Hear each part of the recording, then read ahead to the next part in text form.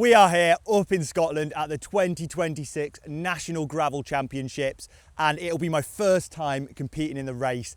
It's only been going for a few years, but this year they've changed organisers, bringing it a bit more in-house with BC, I think, and we are up here in the lovely AE Forest. I have no idea how to pronounce that. Sorry to anyone Scottish that I've offended with my pronunciation. I slept in this tiny little tent that's been horrendously pitched last night, and I've been waiting around all morning because actually I didn't research this very well, but it's a 2 p.m. start, meaning I could have just travelled up this morning. The course today is 2 laps of a 45-kilometre circuit, making for a total of a 90-kilometre race. So a little bit on the short end by gravel standards, but still going to be a long, probably near 3 hours out there racing. And it starts brutal from the gun, with the longest climb of the day coming right off the start line, and again at the start of lap 2. And I think the tactic today is going to have to be hold that front group as best as I can up that first climb, and then we get onto an undulating plateau section with lots of sort of 1 kilometre long climbs where it's just going to be a case of sitting and conserve as much as I can,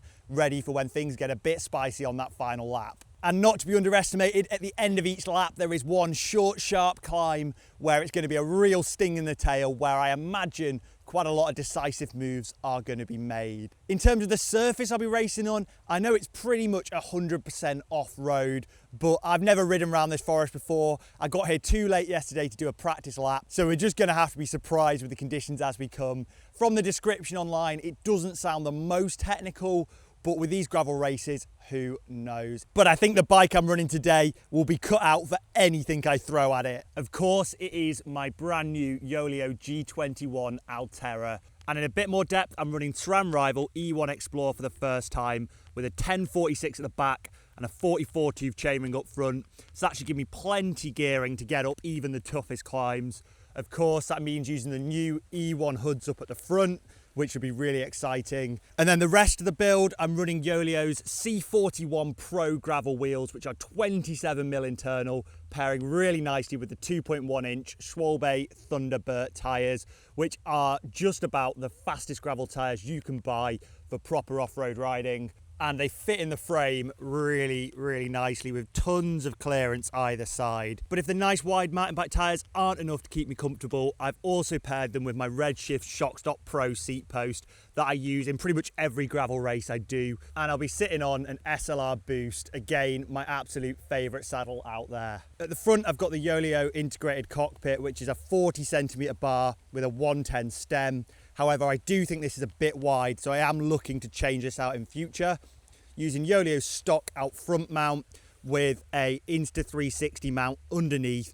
Because this is a BC event, they're a bit picky about action cameras. They've said explicitly you can't use a chest mount. So what you're going to be seeing is footage from underneath my bars today. And what I can say is I am super excited to give this bike an absolute blast around the forest here and see just how good of a result it can get me. And it's been a while since I've raced gravel, so I'm just really looking forward to getting out there on the trail. If you want to see more about this bike and how I built it up, check out the video I'm going to link below. But what are my goals for today? Well, the field is actually quite small. There is actually only around 50 or so riders in the age group race, so I honestly sort of have no clue about expectations. I think given my results at like the Gralloch and the Grey and Cymru last year, I think the goal has got to be try and get a top 10. Who knows if it's possible? I don't really know a lot of the guys on the start sheet, so I have no idea about how the competition's going to be. But yeah, it's just going to be full gas from the line, hold that front group and see what happens. But with around an hour and a half to go, I'm going to have to get myself kitted up and, given the start, do a proper warm-up this time. Fortunately, with such a small field, lining up dead early is not going to be a massively critical thing, so I should be able to get a decent warm-up in, unlike with some of the World Series races. Right, time to kit up, and I'll see you on the start line. 30 seconds to go, 30 seconds to go. And they are away. We can As you probably come to expect by now, as always, in these gravel races, it goes off like a rocket from the gun, with everyone absolutely leathering it into the base of the first climb, which was, of course, the toughest one at the course, around 4 kilometres in length. But I know even if I could be at the front of this group, there really isn't any purpose absolutely killing myself doing 500 plus watts, putting myself deep into the red this early. So I just play it nice and conservative, knowing that everyone's going to stay relatively together on this climb, with it being not too steep. And if it does get really steep, I'm pretty confident I could move up and close any gaps, as you can see me doing right here. My strategy that I've learnt in these gravel races is there's no point absolutely drilling it on some of these short descents when the wheel has gone slightly, but you know it's going to kick up again, because the second the trail kicks up, it'll all bunch back together and you'll be straight back on the wheel without having to spend any unnecessary watts. The second half of the climb was taken at a bit of a more tame pace, with us only doing in the sort of low 300 watt range with occasional spikes into the 400s. And as we crested the top, it was still a really large bunch altogether. There was probably over 20 riders in this group, and that meant we were shifting at a real strong pace here. In fact, up that climb, we were only around a minute slower than the elite race, which had Ineos riders in it.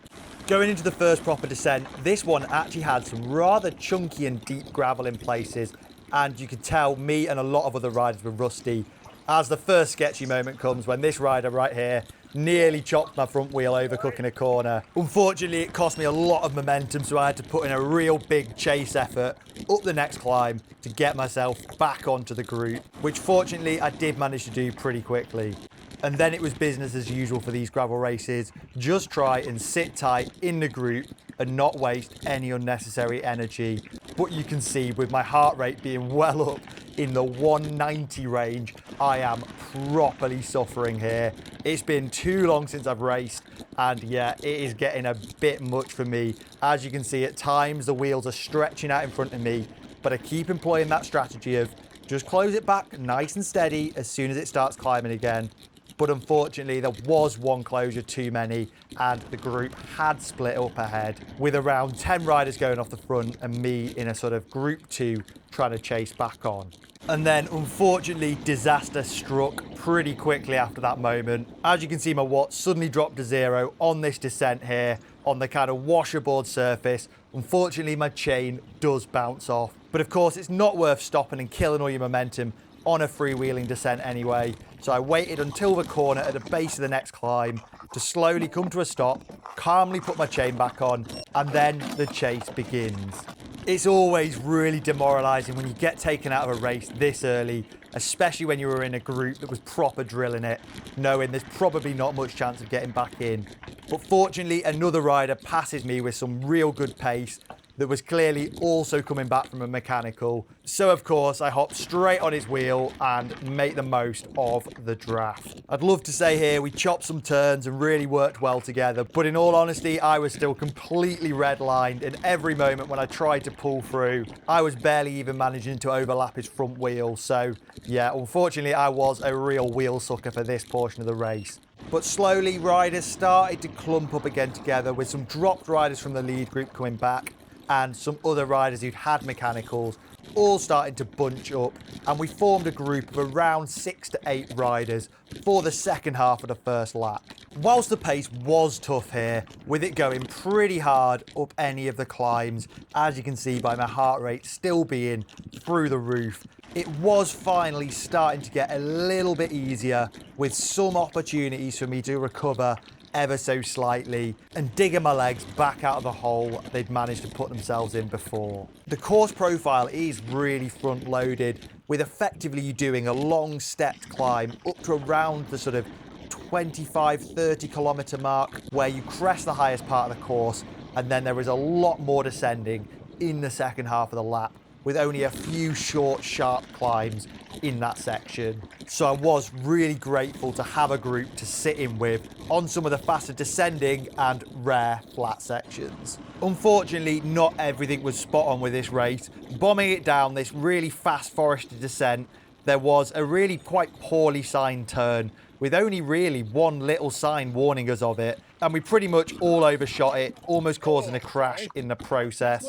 Fortunately, no one did go down or have any mechanicals due to it, and we all got going, working well together straight afterwards.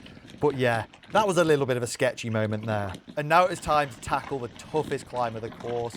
It's only short at around 700 meters in length, but there were 15% gradients in places.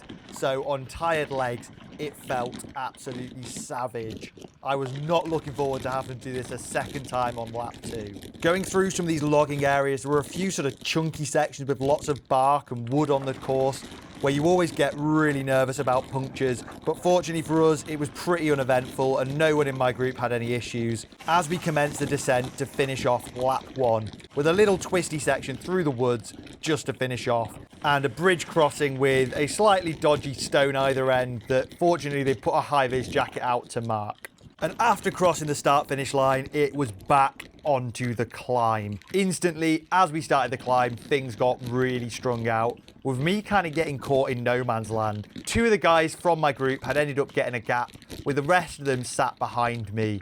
Unfortunately, I didn't feel like I had it in my legs to get across to them 2 leaders, so I decided to take my time, sit back over the crest of the climb, and use that little bit of a buffer I built up to have a nice safe descent down what was probably the hardest descent on the course. By the base of the descent, I thought I'd been caught by the guys behind, but it turns out they'd obliterated their group as well, and there was only one rider that had got across to me. I briefly worked with him, but it pretty quickly became apparent that I was going to have to push on my own and leave him behind in chase of the 2 guys that had got ahead from me. So as we got climbing again, I got the watts down and started drilling it, slowly picking off riders that had completely blown up or mechanicaled out of the front group. At this point in the race, I genuinely had no clue about my position on the road. I knew when I dropped my chain, I was probably in around 20th to 25th place, and in my head, I must have passed sort of 7 or 8 riders by now, but maybe it was more than that, and it's really hard to tell in a race like this when it's all so spread out. But quite quickly, I got back onto the guy in the draft kit, and I did what his kit said. I sat on his wheel and drafted him for a bit, until again, it became apparent that he was starting to go backwards, and I had another wheel to jump on, with this next guy coming past me like an absolute freight train, giving me a real good tow into the descent off the high point of the course. I was starting to feel really good around here, even if I did feel a little bit guilty about sitting on all these wheels and not really being able to pull through. It was just one of these sort of racing scenarios where every time I was with someone, they were so much stronger than me on the flats, but up the climbs where it was easy to drop someone, I was still good enough to stay on their wheel. But eventually, on a fast descent, the gap did get strung out a little bit too far, and I was back on my own again. But I wasn't alone for that long. Before long, Three Peaks royalty, Giles Drake, steams past me, giving me a little bit of a tow for around 4 or 5 kilometres before we hit the absolute leg snapper of a climb, where despite doing over 400 watts at times, Giles manages to ride me off his wheel, seemingly with ease. And with that began a solo rolling descent down into the finish. With one thing on my mind, keep the pace nice and high, so maybe there's a chance of catching one more rider, and definitely do not let anybody else pass me from behind. Well, maybe there was actually a second thing on my mind. Don't ride into the boulders marking the bridge. But then, as we enter the final kilometre, I hear the dreaded sound of a rider approaching me from behind, and I was just praying it wasn't someone in my category. Fortunately, I think this guy was in one of the older groups, so it didn't matter at all for my result. But yeah, it was time to soak it in and roll up that finishing straight, under the finish line, and we were done. But what was my result gonna be? I hope you could see some of that with how dusty the lens was, but we are done. Flipping it, that was a hard race. Well, it's all done and dusted now. I have no idea what my finish position is, but now the real race begins. Because this race was so late, I've only got an hour and 15 to get 22 kilometres to Lockerbie for my train home. So gonna have to drop the tent really, really rapid and get out and keep pushing on. Yeah, definitely not what you need after a really hard race anyway. Definitely didn't need this extra little bit of effort, but yeah, I think it's 20k to Lockerbie and I've got an hour, so we should be pretty safe, but we'll see if my legs start cramping up or out.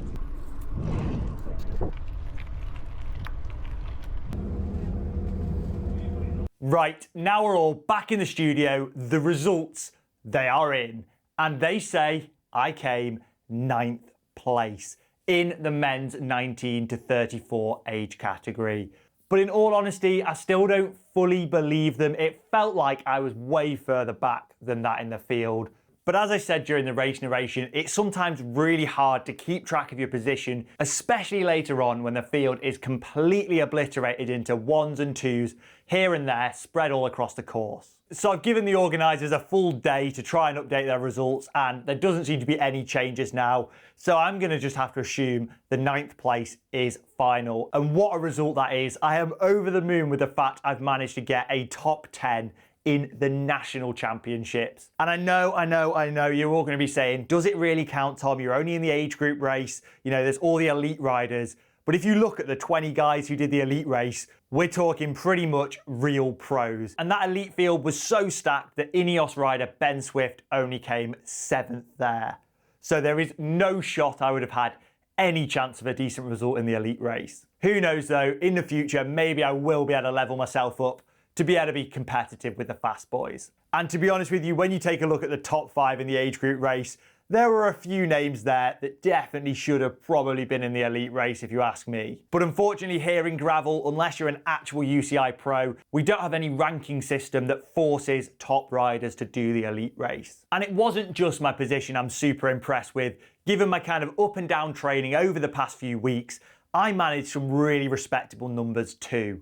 My average power for the entire 3-hour race was 266 watts, with a normalized power up at 296 watts. And in my opinion, for gravel racing, normalized power is far more important, as when you're watching the footage, you can see your power is constantly yo-yoing up to 400 watts down to 0. So average power doesn't really tell the full story. And then power stats pretty much put me bang on, equivalent to what I did in the Gralloch, which I think was one of my best performances to date. So clearly my slightly patchy training over the past month or so hasn't left me in terrible shape ahead of my next 2 races. And to ultimately answer the question at the head of this video, did this Yoeleo G21 help me achieve my top 10?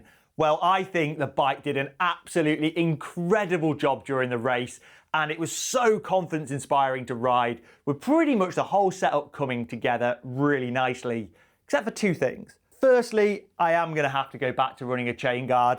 Whether a first party SRAM chainring would fare any better than my aftermarket ones, I'm not sure. I might have to get myself one to see if it's any better. But yeah, despite running the E1 rear mech, chain drops are still seeming to be an issue. Up front, those bars, as I suspected in the build, were far too wide for me. I've got a set of 38s in the garage that I'm going to try and get the headset working on. Hopefully I've got time before going out to Europe in order to do that. But if not, I'll have to make do with the 40s. At least with the turn-in shifters, you can get fairly narrow, but I did find it was quite hard to get tucked down and as aero as I wanted to on them hoods. But other than that, the build was awesome, and I am so glad I've decided to race this frame set. And the wheels and tyres round it all out to be one really solid, cohesive packaging, and I can't wait for my next couple of races. Because of course, I'll be cracking back out the GB jersey in order to race the European Championships next weekend. It always does feel a bit silly riding in that jersey, but that's what everyone does, and it is a bit of fun. But yeah, I can't wait to get out there and race it. And if you want to catch my video from the European Gravel Champs, smash the subscribe button and stay tuned for next week where that video will be live with you. But until then, I'll see you all in the next one.